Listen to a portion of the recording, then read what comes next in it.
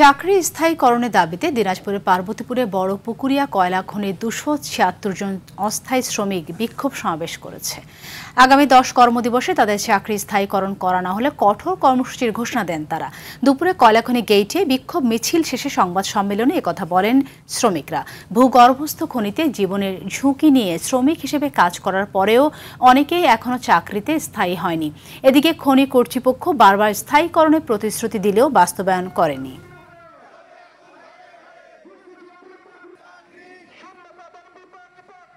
276 জন শ্রমিক আছি যারা এই বড় পুকুরিয়া কয়লা খনিকে 24 ঘন্টা সচল রাখার শ্রম দিয়ে আসতেছি। আমরা 4-5 বার করে এখানে কর্মকর্তা নিয়োগ দেওয়া হয়, কিন্তু কোনো কর্মচারী নিয়োগ দেওয়া হয় না। আমাদের এখন দাবি একটা স্থায়ী চাকরি।